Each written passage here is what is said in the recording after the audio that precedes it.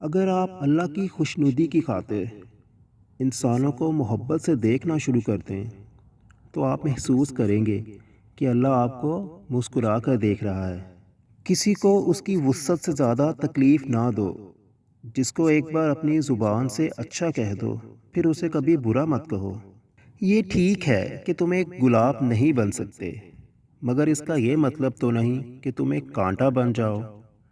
یہاں تمہیں ایک راز کی بات بتاتا چلوں کہ جو کانٹا نہیں بنتا وہ بالآخر گلاب بن ہی جاتا ہے۔ جانتے ہو اذیت کیا ہے؟ کہنے کو بہت کچھ ہونا مگر خاموش رہنا۔ پتر درد وہ ہوتا ہے جو دوسروں کو تکلیف میں دیکھ کر محسوس ہو، ورنہ اپنا درد تو جانوروں کو بھی محسوس ہوتا ہے۔ اللہ واپس آنے والوں کے لیے ہمیشہ اپنا دروازہ کھلا رکھتا ہے۔ تم بھی یہ کرتے رہنا، تمہارے دروازے پہ بھی میلہ لگا رہے گا۔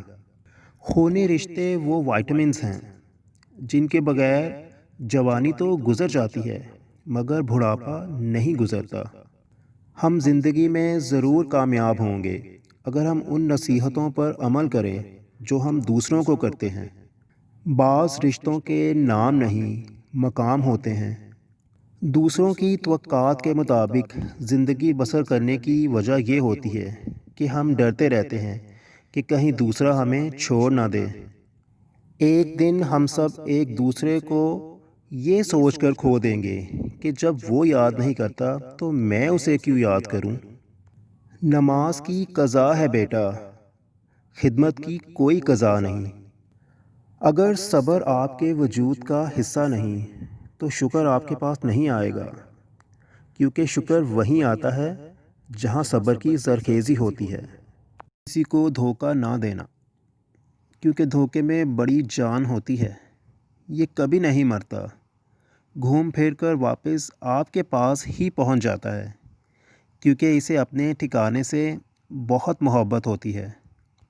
اکثر لوگ لڑائی کے دوران یہ بات کہہ کر لڑائی جاری رکھتے ہیں کہ ہم سے غلط بات برداشت نہیں ہوتی، حالانکہ غلط بات برداشت کرنا ہی تو صبر ہے۔